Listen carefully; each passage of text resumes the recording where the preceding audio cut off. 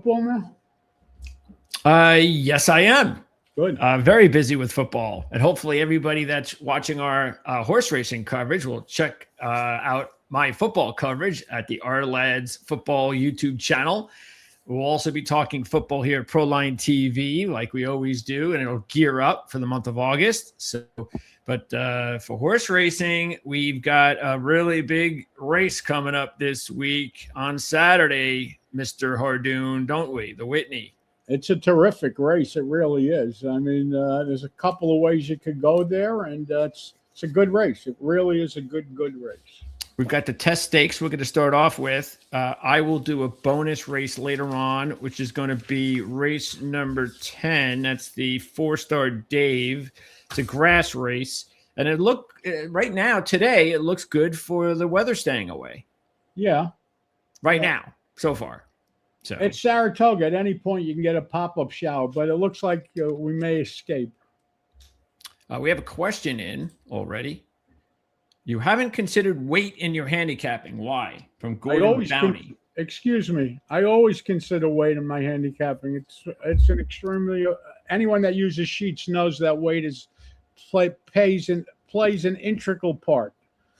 The reason I'm not discussing weight is because a lot of these stake races, they all carry the same weight, right? So if there's one horse is carrying 117, the other guy's carrying 122, well, there it's going to certainly make a difference. But if everyone's carrying the same weight, I hope that answers your question. I read a story, which I know is now a story that everybody is up on now, and that is I can't post it up here because it's on my athletic site. Maryland moves back Preakness date, seeking to attract Kentucky Derby winners. That's a kind of a misleading story that they wrote.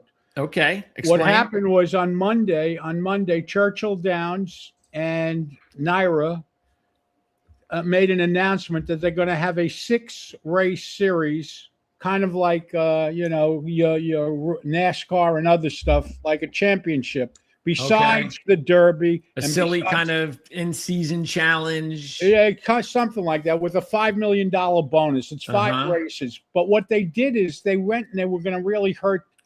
This hurts the Preakness. So what the Preakness did is they went and they announced that they signed a 7-year contract with NBC. So the Preakness will now be run on Sundays and will now be run 3 weeks past the Derby. So it kind of sticks it to the Belmont because now there's only going to be 2 weeks between the Preakness and the Belmont. So there's all this infighting going on in the game. It makes no sense why they had to do any of it, but they did it. And just because the last 2 years, the winner of the Derby decided not to run in the Preakness, I kind of treat that as a knee-jerk reaction, and they're overreacting. And they're worried about we're never going to have a Triple Crown winner again. Well, that's crazy. We had 2 in the last 11 years. Yeah. The problem is it's not supposed to be easy. It's supposed to be hard. That's what makes it special. But they're trying to get the publicity, the money out of it. Well, what money? What money? There's no money they're getting out of it. Well, I mean, listen, by having this 6-series races, who are they going to hurt? They're going to hurt the Haskell. They're going to hurt the Pennsylvania Derby. All these races are going to take place either between Belmont or Churchill Downs. So they're not including California. They're not including New Jersey. They're not including Pennsylvania. You get it? I got it. Well, so that means this is just the beginning. We still haven't. And no one knows what's going to be and how it's going to work out. So. Okay. All right. So anyway. Can we get to work? We will find out. Yes, we have 3 races at Saratoga, and we're going to start with the test. And this is a 7-furlong race. Fillies 3-year-olds. This will go off about 4:36 on Saturday. And the morning line favorite is the 7 Explorer. Bob Baffert. Baffert Pratt combo 5-2 shot, coming off an 8 in his last start, which was his best race, but maybe it's potential bounce, maybe a little bit. Yeah, no I'm using the horse because I'm keying a different horse in the race, but let's go through them all. Movie night. is the one. It's a 7-2 shot, and Movie Night's got some really good numbers here. 14, not necessarily, but then 7-6 in his last 2 races, which were his maiden win and then an optional claimer win. All 3 of his races have been on Lasix. Keep that in mind. He's also making a big jump from an optional claimer to a grade 1. Ortiz is on board for the first time. What do you think about Movie Night? No, this is my top selection. She has 3 career starts. She's never gone backwards. Yes, she's coming off of Lasix, but these good trainers know what to do. They give them some sort of supplement or whatever it may be for the most part. Lightly raced horse. The 6 off the 7 is very strong to me. She's got time between races. Good job. You're getting 7-2. I like this horse a lot. I think she's going to run the 6 possibly better, and I think that's going to be good enough. All right. Movie Night already. John's top pick of the race. Next up is Percy's Bar, an 8-1 shot. And Percy's Bar, interesting because she, for most of her races, she just always goes forward. 90% of her races. She hasn't gotten into the single digits yet. But the thing that's impressive about her is that she does have 2 grade 1 wins. One of them came actually, that's not the one I want to mention, but she's got 2 grade 1 wins sandwiched in between a 3rd place in her Breeders' Cup race.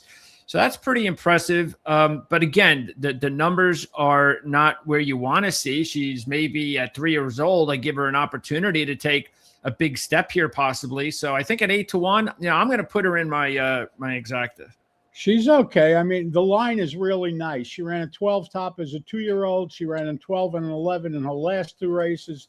The line is very strong. The problem is the number power isn't there. You're going to need a 6. So she's going to have to improve 5 points. Maybe down the road she'll improve 5 points, but I don't think she's going to improve 5 points come Saturday. But again, the line is nice. They're putting blinkers on, so I am not sure what that's all about, but it is what it is. Okay. Next up is Sippin' Pretty, a 6-1 shot to 3 horse, coming off a 10 at Saratoga. It's a grade 3 win. It was her best number by far as a 4-point new top and 8 points better than her previous race. So a bounce is definitely expected from Sippin' Pretty. Would that be the case? Yeah, well, last time out, though, she did run without Lasix when she upset at 26-1.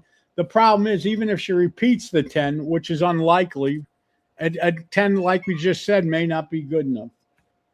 The 4 is Where Luck Lives, a 12-1 shot.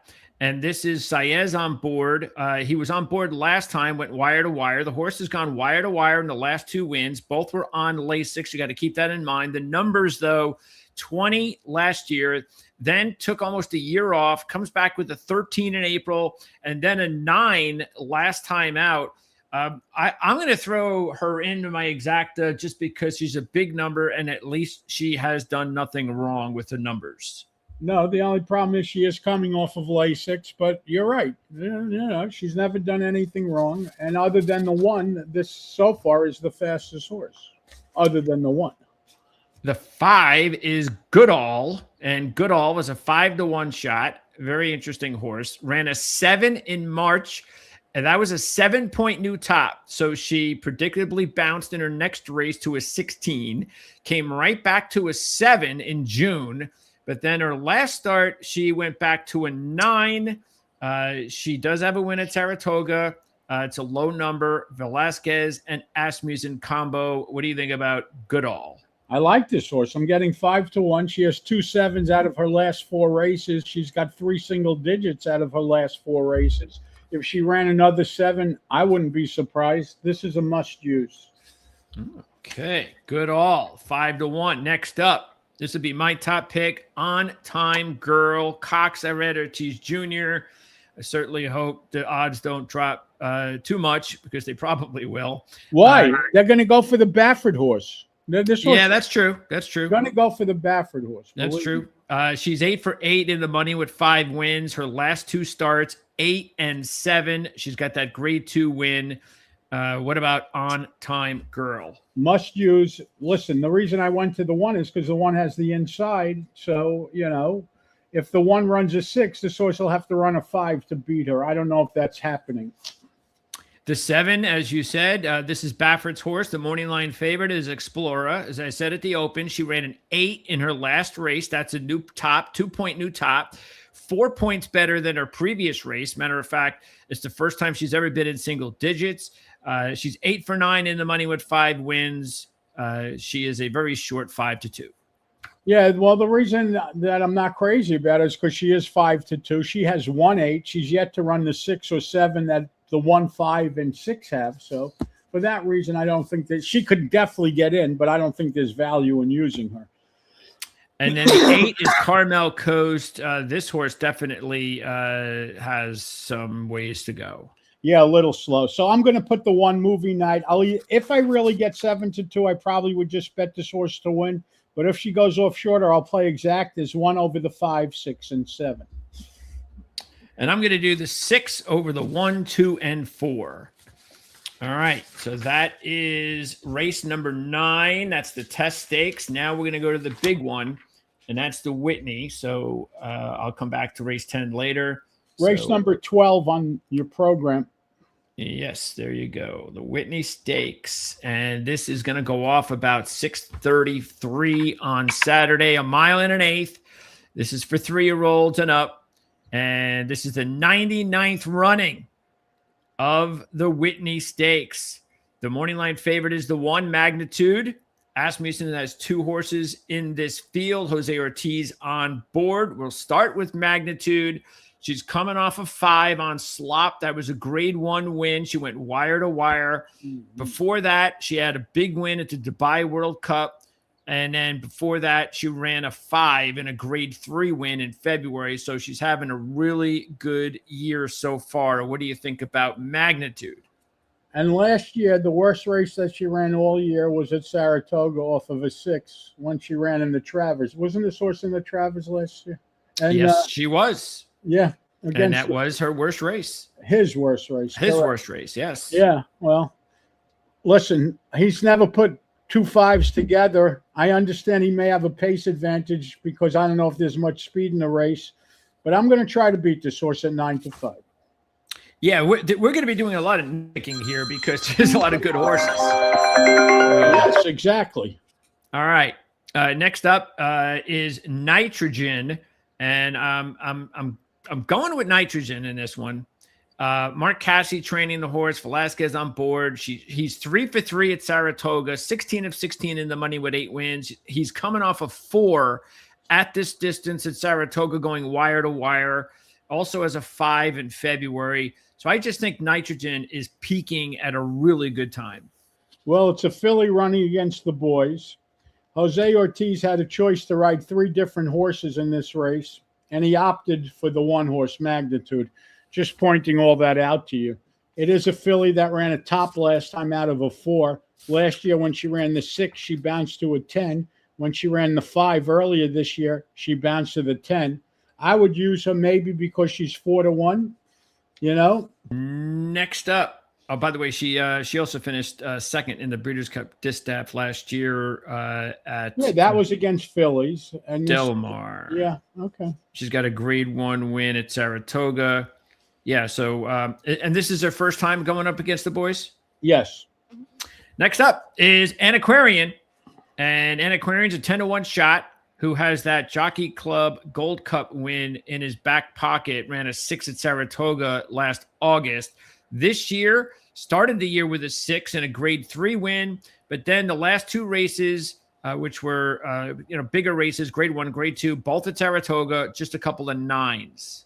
And she did have big trouble last time out at the start. She stumbled bad. She lost all chance. By the way, Johnny V, who rides the 3, always opts for the 2 horse here. So Nitrogen. I think Antiquarian is a little slow. Next up, the good news about Antiquarian is you're getting 10-1.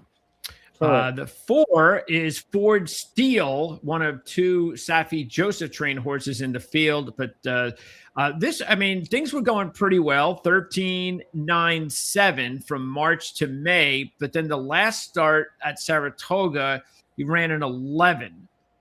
Can we excuse that? What do you think about Ford Steel?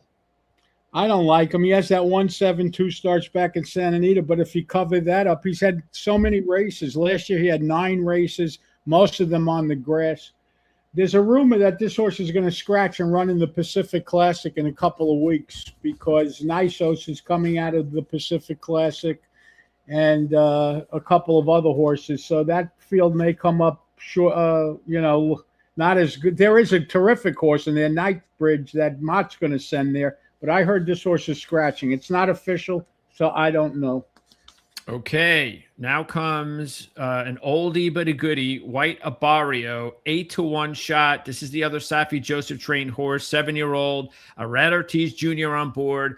Red Ortiz Jr. has won 4 of the last 8 Whitney Stakes. The horse ran a 4 in April in a grade 2 win, and then maybe predictably, bounced a little bit to a 9 in his last start. He is 7 years old. But this horse has, we have a 1 in January of 2025. We've got 3 4s since then. This is a really good 7-year-old that you always have to watch out for, especially at 8-1. Never runs a bad race, and every time he runs a 4, he seems to react off of it. Last year, 4-8, 4-8. This year, 4-9. So whenever he runs that 8 or 9, he always seems to move forward. He's moving forward. Irad Ortiz rides, and you're going to get a price here. Yeah, doesn't seem to really like Saratoga too much, but other than that, well, he has a 4 at Saratoga last year. So before you make that statement, you may want to check the sheet. Oh, okay. Results wise, yes. I'm talking numbers. Sure. Okay. Next up is Sovereignty, and this was the other horse that I was thinking of taking because even though the last 2 races have not been his best. Even though he ran 5s. They weren't that far away. No, they weren't. This is a horse that had just one of the best lines ever over his career. Until this year. But listen, he ran 2 5s this year. Last year, he worked his way down to a 3, 6, 5, 4, 3. We see it. He's okay. I don't know. It was like I was going back and forth with this horse. Yeah. He never runs a bad race. He never runs worse than the 5. Never. And he likes Saratoga. Yeah. He has 2 wins there last year. 3 wins last year. Yeah, including the Travers when he ran a 3. He dominated that race, by the way. So, yeah, definitely using Sovereignty. But tough one there. All right, next up. Tastic, the long shot of the field at 30-1. Asmussen and Gaffleone. Looks to be a little slow. Yeah, I don't like this horse. And then comes $1 million question. So, Baeza's last 2 races, you see the big S. Go watch the replay. Both of those races, he got big trouble at the start. Last time out, he never came out of the gate. And 2 starts back, the starter was holding his head. And honestly, in my opinion, he should have been declared as non-starter that day. That's how bad it was. In any case, he ran a 5 and a 4 after spotting the field many lengths, including spotting Sovereignty 5 lengths at the start, and he still ends up beating Sovereignty. What I could tell you about this horse is Mott has been training him out of the starting gate, and they put foam pads in. They say he was like claustrophobic or something, and now with the new pads in the gate, supposedly he's been getting out of the gate good. So if that's the case, he's going to end up being my top selection. I like the 8 over the 1, 5, and 6. 8 over the 1, 5, and 6. Yeah, Baeza looks. The good thing too is you feel pretty good about getting 3rd or 4th choice. Yeah, Baeza. Yeah, so you're gonna get a good number, and you get Pratt back. Yes, and everything else that goes with it. I'm gonna go, as I said, I'm gonna go ahead with the 2 over the 5, 6, and 8. You've got the 1 over the. No, I have 8 over the 1, 5. 1, 5, and 6, and that wraps it up for John.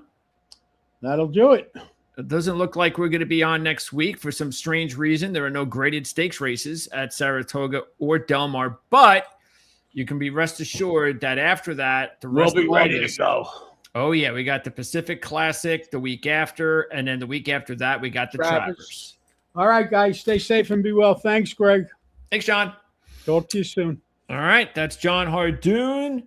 You've got links in the description if you want to check out all of his race packages. If you also want to order the sheets in which we are talking about on this show, as well as check it out. Okay, so since it looks like we're going to be okay with the 4-star Dave on turf, let's go ahead and throw this in there. So this is be our bonus race. As you can see there, 7 in the field. This is a mile race on turf, 3-year-olds and up. Should go off about 5:15. So this is a double with the 9. So that comes in handy with the 9th race. And the morning line favorite is the 5, Deterministic. And look, Deterministic has got to be the favorite in this race. I mean, I'm not going to go crazy trying to outthink it. Should be the winner. 2-1 for a reason. He's the defending champ of the race. He's won 5 straight races, including this race last August. His numbers just continue to go perfectly. He's in a great line. 8-7-7 to end last year. 5-4 this year, including a grade 1 win at Saratoga. So that was the last start. He's got 3 grade 1 wins, 9 wins out of 15, 3 wins out of 4 at Saratoga. I'm not going to, like I said, there's no reason to go crazy here. That's the horse to beat. And I'm going to put the 5 on top. Now the question is, how do we make some money? So I can't take the 1, but the 1, you can see why he's 5-2. Eduardo Ortiz Jr. on board. He's won 3 out of 5 at Saratoga. He's got a couple of grade 1 wins. This is rhetorical. He's got a 9-6-7 line this year. So that's exactly what you want. Still slower than Deterministic, but still a good line, and a line that says, hey, let's go for an all-time best, right? That's more than possible. 6 wins out of 10. The only thing is, again, because I'm not taking the 1 and the 5, I can't make any money that way. The only thing is in the 3 races this year, or excuse me, the last 4 races, he only has 1 win. He's got a 3rd and 2 fourths. And 3 of those races were 7, 9, 8. So that's why I just at 5-2 compared to 2-1, I'm sorry, but just I just think Deterministic is a lot better than rhetorical. We'll just see if that's the case on Saturday. The next horse, though, I'm willing to throw in to an exacta to try to make some money. All right. And this is Me Bago. Mark Cassie trained one of the 2. Cassie's got 3 4-star Dave wins, by the way. And Saez is on board. Looks like he's on board. He hasn't been on board at least for a while, if ever. Now, what I like about this horse is, and I probably should have asked John, but I believe this horse qualifies for pairs. He's coming off back-to-back 9s. Those were his 2 best numbers combined. They're within a month. And he's got a grade 3 win and another win. So I think this is an opportunity to just take a chance, see if he could hit the number. And this horse, interesting. This horse is 12-1. The 3, Zulu Kingdom, at 7-2. And these 2 in the last race were in a dead heat. Me Bago did all the hard work, went wire to wire. Zulu Kingdom closed from 4th to 1st at the wire, and it was too close to call, so it was a dead heat. Me Bago has 8 wins out of 18, 2 wins out of Saratoga, including a mile at Saratoga in his best win of his career in the last start. So at 12-1, I say, why not? Maybe we'll get an all-time high for Me Bago, and hopefully that'll be good enough to hit the board somewhere. Zulu Kingdom is another short-priced horse, so I don't really want to go that way. Plus, the best numbers out of Zulu Kingdom are 8s and 9s, so that's way back from rhetorical and deterministic. But look, Zulu Kingdom, you can see why he's one of the favorites. You got Brown, you got Pratt. He's got 2 grade 1 wins. He's got 3 wins at Saratoga, 8 out of 11 wins. So a lot to like about Zulu Kingdom.